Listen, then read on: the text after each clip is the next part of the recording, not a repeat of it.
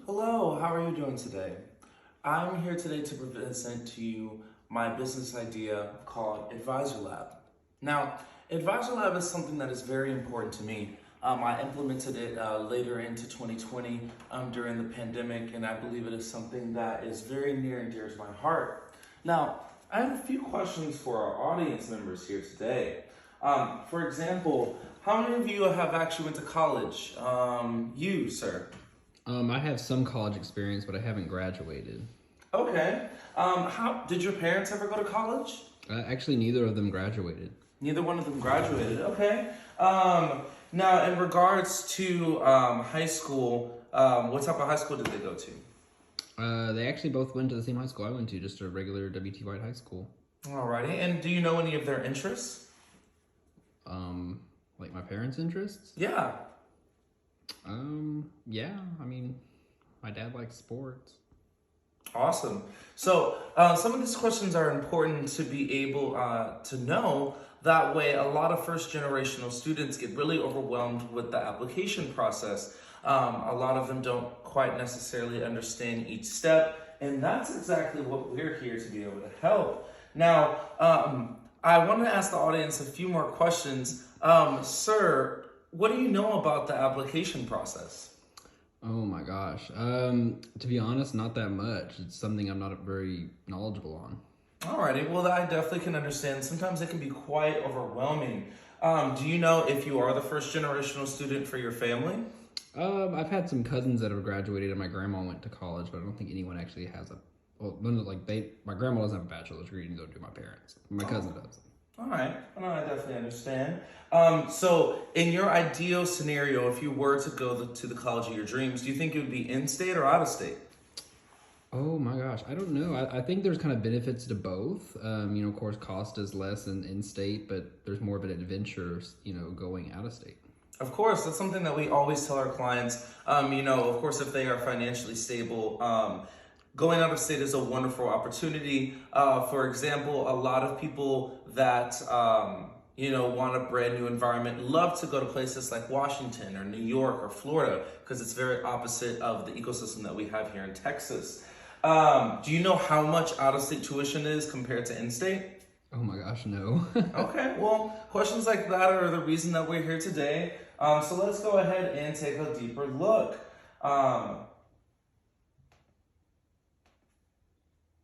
Alrighty, now what we want to go ahead and pay attention to are some of these really important facts. So if you were to go ahead and take a look, you'll notice that nearly half of first gen students that attend a community college compared to college educated parents. So what we're saying here is if your parents were to just go to high school compared to going to college, you have a 25% less chance of going to college. And of course, that kind of makes sense as a correlation. A lot of parents do try to teach their kids, to do better, but in the same respect, they say, if I didn't go, why do they have to go? And they kind of have that same mindset.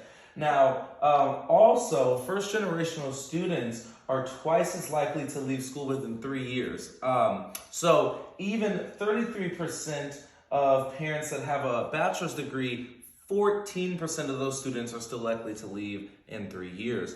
So what that statistic shows us is that parents without a college degree of any kind, whenever their first generational students do come into play, they have a very mid chance of end up leaving that opportunity. And that can happen for various reasons. Community college for a lot of people is something that right out of high school, they just decide to jump into. They're not necessarily wanting to do it. Sometimes they're being forced or, it is just something to throw onto an application. Now, if we go ahead and take a look at some more really fun facts, only 41% of students graduate from college in 4 years. Now, that's for various amount of reasons. Sometimes it's because of financial situations. Some people go to four-year universities and realize that the $9,000 to $12,000 tuition, not including all of your books, your actual dorming, it can get quite expensive. And of course, it's very easy to click accept on a loan, but some students take the extra precautions to say, hey, I actually don't want to do that. 30% of students drop out after their first year. Now, of course, I know you guys are high school students, so I know that you hear about the fun of college where it might be a party all the time. Well, that is the trap that many students fall under. They immediately get into college, they have this newfound freedom, no mom and dad or anyone to boss them around, and they just go crazy. They sign up for an 8 a.m., they might not go to that, they flunk out of it, they realize they've wasted a whole year of tuition, and they get frustrated. And that's completely understandable. And then only 40% of students get their college degree at the first college they attended. Now, me specifically, I did go to the University of North Texas for my bachelor's degree, and then I came back for my master's. I've always loved UNT because of the quirkiness of the UNT people and the Dentonites that house Denton. But not every single student, of course, is going to be like that. I've met students where they might start off at the University of Alabama for their first 2 years and transfer to maybe the University of Houston. There's many different things in life that can cause you to change. Now, this is why we are here. All of these statistics that are showing you how scary college can be, it doesn't have to be all that scary. Now, Advisor Lab sets out to help and assist students be able to understand exactly what the process is going to be. It is okay to be scared, but it's not okay to not ask for help because we are here. Now, where we begin with our business is we're going to take you through a consultation. Now, during that consultation, we're going to ask you a few questions, some stuff about you. Like, for example, you, sir, what's 3 favorite things that are, your 3 favorite things about yourself? Or about activities you may do. Oh, okay. So like some 3 things I like to do. I like to play video games. I enjoy cars and driving fast cars. And I've recently got into baking. Okay, awesome. Well, in your particular case, upon asking a lot of other questions, we might want to focus on a school that has really fun electives in video gaming, or maybe one that has good culinary classes as well, to be able to fluff up some of your other classes that you may have that are basics. We're going to want to know, what's your budget? Do you want to stay in state or out of state? Hobbies, personality traits. For example, if you are a huge extrovert or a huge introvert, we want to match a school that is kind of going to be hand in hand with that. For example, Texas State University is kind of known as a party school. So someone that wants to hunker down and stay in their books, of course, it's very plausible that they can do so, but an extrovert might actually thrive there a little bit more. For example, let's say you want to get into Greek life. Now, of course, we wouldn't want to send you to a school that has no Greek life if that's something that does interest you. So that consultation is a free 15-minute consultation where we're basically going to get to know you, the client, and it's free. You're not obligated whatsoever to actually join our program. This is just a time for us to get to know you and you to understand our program. Now, if we go ahead and take a deeper look as well, after we have that consultation, it's the fun time, the college search time. Now, we're going to have 5 options for you. 2 easy, 1 medium, and 2 difficult. The purpose in this is we want to challenge you, but we also want to give you something we call a cop-out. Now, of course, when it comes to applying for colleges, there's essays, there's scholarships, SAT, ACTs, and some students don't want to deal with any of it. They're like, what college can I just get into? And other ones are a little bit more challenging. They want to know what's the hardest one. So, for example, if we had a student with, say, a 3.9, a 3.8, but they don't necessarily have the biggest drive, we might give them Tarleton State, UTA, UNT as maybe the more easier and medium schools, while throwing a harder school such as Rice University. All of these, of course, are all in Texas State. And so this is a really important time because we want to find the best solution and the best classes for you. Now, of course, like I had spoken before, scholarships are very important in college. I would say your average student is spending anywhere for an undergrad degree, if they go to a 4-year university, anywhere between 70 and 100 grand for their degree. And that's including everything that you may have: housing, tuition, books. There's a lot of hidden fees that aren't necessarily just a part of tuition that a lot of students do not necessarily think of. This is actually my cat Momo. He is pretty interested in going to school as well with us. So the scholarships in our business, we want to at least shoot for 10. Much like anything else, the more energy you put into something, the better you're going to get back out of it.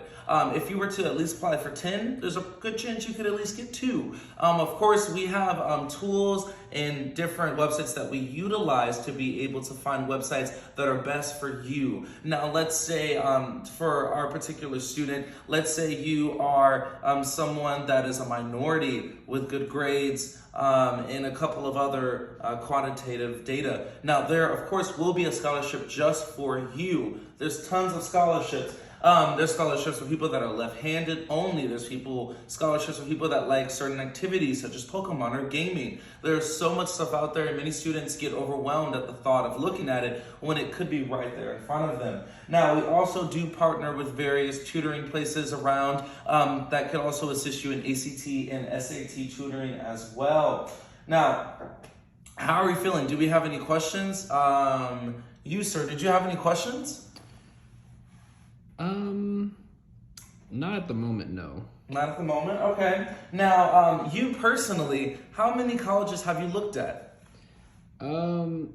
So far, I would say probably like 3 or 4 that I've kind of been looking at, but nothing too in particular. Okay. Now, what is your favorite out of all of those? I would say UTA because it's pretty close by and doesn't seem to be too expensive from what I've been looking at, but I really haven't done probably enough research. Okay, and that's totally okay. You yourself, have you taken your SAT or ACT before?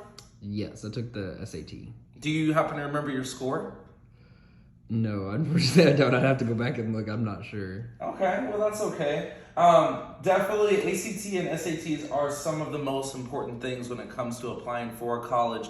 Upon, also doing college essays and such. Now, my story, I was a first-generational student. Both my parents started college, but neither one actually finished. And so with that in mind, they kind of groomed me my whole life to go to college. My mom was a single mom growing up until I was a freshman or sophomore into high school, and once he was implemented, there was really a big push to do as best as you could. The reason why I started this company is when I first was applying for college my senior year, I noticed there was a lot of things that I found really fun, like doing essays, and there was also a lot of fellow classmates that needed help with essays, and I realized I had a good knack for assisting them with those essays. Now, that is exactly why me and I also have a business partner that could not be here today that has helped curate this process. That way we can be able to help students best we can. Now, we also do have extras upon of our many other packages. Now, we do help you with 10 scholarships, but for an additional cost, of course, we can help you with more because the more you apply for, the more chance you will get them. Resumes, of course, when you're coming out of college can be very important. Even getting into colleges, a lot of business programs and such will say, hey, can you go ahead and send us your resume just to see where you're going? And of course, they don't expect a 16, 17-year-old to have all-star, work experience, but sometimes there's volunteer experience you could have did that can set you apart from everybody else. You in the crowd, do you know how important a good resume is? From some of the jobs I've applied to, I've, realize it's pretty important, but honestly, it's been quite a while. Okay, yeah. No, resumes can really make or break any type of college interview or job interview. Of course, the resume is the very first thing that any interviewer is going to look at, and in a lot of situations, if it's boring, if it's not done right, sometimes some of the biggest thing is if you have education first and not your work, sometimes they will immediately assume you don't have any work experience and will keep on going. We have a lot of different packages that you can actually see in our pamphlet that we will provide to you at the end of the presentation, but we have 3 different packages. An honors package, a dean's package, and a presidential package.